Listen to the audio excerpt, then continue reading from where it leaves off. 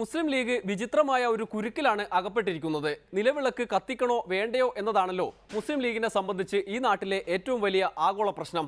ഇസ്ലാമിക വിശ്വാസം നഷ്ടപ്പെട്ടു പോകും എന്നതിനാൽ നിലവിളക്ക് കത്തിക്കേണ്ട എന്നത് പാർട്ടി നിലപാടാണെന്ന് ഔദ്യോഗികമായി തന്നെ ജനറൽ സെക്രട്ടറി ഇ.ടി. മുഹമ്മദ് ബഷീർ പ്രഖ്യാപിച്ചു. എന്നാൽ വിളക്ക് കത്തിച്ചാൽ വിശ്വാസം നഷ്ടപ്പെടില്ല എന്ന് ഉറപ്പുള്ളവർക്ക് കത്തിക്കാമെന്ന് എം.കെ. മുനീർ, കെ.എം. ഷാജി തുടങ്ങിയവരും അവകാശപ്പെടുന്നു. അതായത് നിലവിളക്കിന്റെ കാര്യത്തിൽ ലീഗിൽ രണ്ട് ഗ്രൂപ്പുണ്ട് എന്നർത്ഥം. എന്തായാലും ഇ.ടി. മുഹമ്മദ് ബഷീർ പറയുന്നതിന് അപ്പുറത്ത് ഇനി ആരും മിണ്ടാൻ പാടില്ല.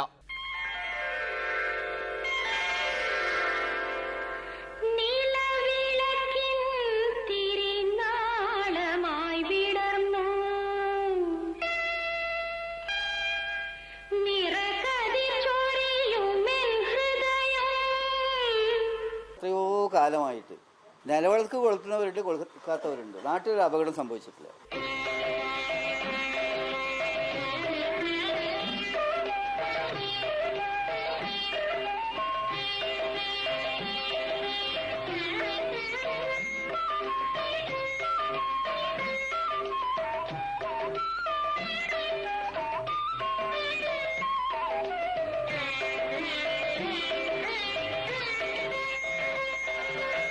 ഞങ്ങൾ ഈ കാലം വരെ എടുത്തു പോന്നിട്ടുള്ളൊരു സമീപനമുണ്ട്. എന്താ സമീപനം എന്ന് വെച്ചാൽ, ഞങ്ങൾ നിലവിളക്ക് കൊളുത്താറില്ല ഫംഗ്ഷനിൽ.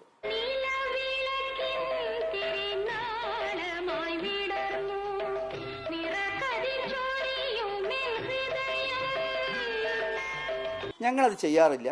ചെയ്യുന്നവർ ചെയ്തോട്ടെ, ഞങ്ങൾ ചെയ്യാറില്ല. ആ കീഴ്വഴക്കം തന്നെ തുടരാനാണ് ഞങ്ങൾ ആഗ്രഹിക്കുന്നത്. ഇ.ടി. പറഞ്ഞതോടെ ഒരു കാര്യം വ്യക്തമായി. മതനിഷ്ഠകളുടെ അടിസ്ഥാനത്തിൽ തന്നെയാണ് മുസ്ലിം ലീഗ് പ്രവർത്തിക്കുന്നത് എന്ന്.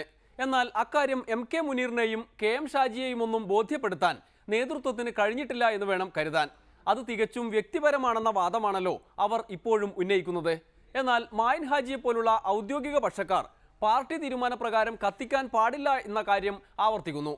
നിലവിളക്ക് കത്തിക്കേണ്ട എന്ന C.H. മുഹമ്മദ് കോയ പണ്ട് സ്വീകരിച്ച നിലപാട് തന്നെയാണ് പാർട്ടി ഇപ്പോഴും പിന്തുടരുന്നത്. ഇന്ന് ചില ആളുകൾ കയറി വലിയ വിവാദമുണ്ടാക്കി അതിലെ നായകനാക്കാനാവാൻ വേണ്ടി പലതും അങ്ങ് പറഞ്ഞ ആളാവുകയാണ്. അത് എല്ലാവരുടെയും വ്യക്തിപരമായ വിഷയമാണ്. ഇതിന് പാർട്ടി ഒരു തീരുമാനം എടുക്കേണ്ട ആവശ്യമുണ്ടെന്ന് തോന്നില്ല. ബഷീർക്ക പറഞ്ഞതാണ് മുസ്ലിം ലീഗിന്റെ നിലപാട്, പാർട്ടി നിലപാട്. അതാ പാർട്ടിക്കാർ അത് നിലവിളക്ക് കൊളുത്തേണ്ടതില്ല എന്ന് തന്നെയാണ് മുസ്ലിം ലീഗിന്റെ നിലപാട്. ഈ കാലം വരെ ഞങ്ങളൊക്കെ പഠിച്ചത് അങ്ങനെ. ഇതിൽ വ്യക്തിപരമായി ഓരോരുത്തരുടെ വിശ്വാസവുമായി ബന്ധപ്പെട്ടിട്ടുള്ളതാണ്. പിന്നെ ഓരോരുത്തരും വ്യക്തിപരമായിട്ടുള്ള അഭിപ്രായമാണ്. വ്യക്തിപരമായിട്ട് കൊളുത്താതൊക്കെ ചെയ്യുക എന്നൊക്കെ ഉള്ളത് ഓരോരുത്തരുടെയും അഭിപ്രായം.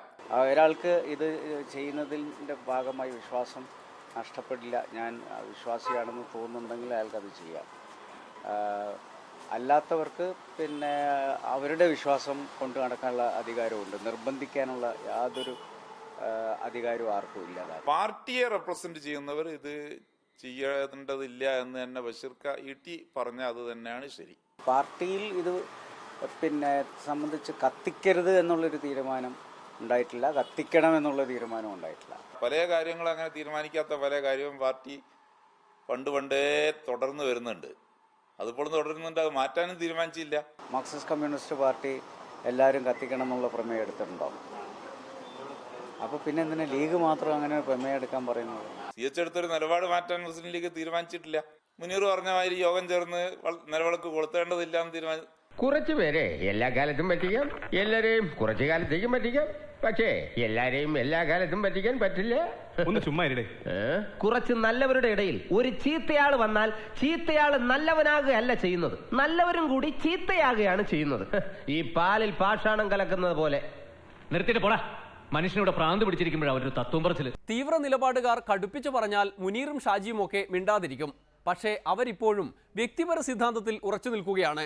മായിൻ ഹാജിക്ക് അത് മനസ്സിലായില്ല എന്നുണ്ടോ? ദേശീയ സെക്രട്ടറി പറഞ്ഞല്ലോ മുസ്ലിം ലീഗിന് നിലപാടുണ്ട്, അതാണ് ശരി.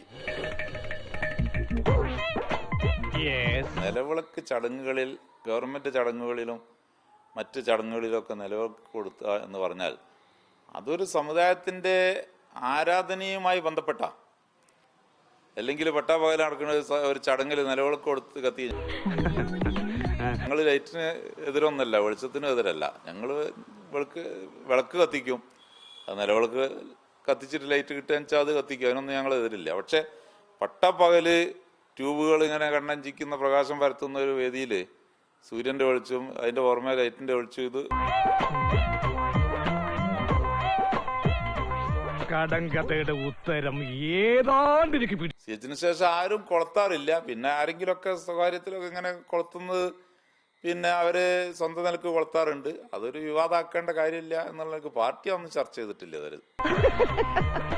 പിന്നെ ചില ആളുകളൊക്കെ ആളാവാൻ വേണ്ടി പിന്നെ ഇങ്ങനെ പണ്ട് കുഞ്ഞാലിക്കുട്ടി സാഹിബിനോട് ഇതേമാതിരി ഒരു കലാകാരൻ സമൂഹം ആദരിക്കുന്ന ഒരാൾ ഇതേമാതിരി പണ്ടിപ്പോൾ ഒരു കലാകാരൻ പറഞ്ഞതുപോലെ പണ്ടും ഉണ്ടായിരുന്നു. അതൊക്കെ കുറച്ച് ദിവസം ഇങ്ങനെ അങ്ങോട്ട് ചർച്ച ചെയ്ത് പോവുക എന്നല്ലാതെ അതൊന്നും വെച്ച് ലീഗ് നിലപാട് ഇങ്ങനെ ഒരു സമൂഹം അംഗീകരിക്കുന്ന ആദരിക്കുന്ന ഒരു വലിയ കലാകാരൻ പറഞ്ഞതല്ലേ, അതുകൊണ്ട് നമ്മൾ നിലപാട് അങ്ങ് മാറ്റിക്കളയാം, CH എടുത്തൊരു നിലപാട് മാറ്റിക്കളയാം എന്നുള്ള ഒരു തീരുമാനമൊന്നും ലീഗ് എടുത്തിട്ടില്ല, എടുക്കില്ല. അല്ലെങ്കിൽ പട്ടാപകൽ നടക്കുന്ന ഒരു ചടങ്ങിൽ നിലവിളക്ക് കൊടുത്ത് കത്തി. അപ്പോ എന്റെ ചോദ്യം ഇതാണ്, ആരാണ് ഞാൻ? വിളക്കു കത്തിക്കുകയോ കത്തിക്കാതിരിക്കുകയോ ചെയ്യാം. പട്ടാപ്പകൽ വിളക്കിന്റെ ആവശ്യമുണ്ടോ എന്നും ചോദിക്കാം. എന്നാലും ഒരു നിലപാട് പണ്ടേ പാർട്ടി കൈക്കൊണ്ടിട്ടുണ്ട് എന്ന് വരുത്തി തീർക്കാനുള്ള ഈ ധർമ്മസങ്കടം കാണുമ്പോൾ നിലവിളക്ക് തന്നെ നിരോധിച്ചാലോ എന്ന് ആലോചിച്ചു പോകും. എന്തായാലും സംഗതി ഹൈന്ദവമാണെന്ന് ലീഗ് ഔദ്യോഗികമായി പ്രഖ്യാപിച്ചതോടെ പൊതുവേദിയിൽ നിലവിളക്ക് കത്തിക്കുന്നതിനെതിരെ ഇനി സംഘികൾ പ്രതിഷേധവുമായി വരുമോ എന്നതാണ് ചോദ്യം. ഇനിയൊരു ഇടവേള, അത് കഴിഞ്ഞ് RSPയുടെ ഗതികേട്. അപ്പോൾ RSPയുടെ നിർണായകമായ സ്വാധീനത്തിന്റെ അടിസ്ഥാനത്തിലാണ് അരുവിക്കരയിൽ ശബരിനാഥ് ജയിച്ചത്.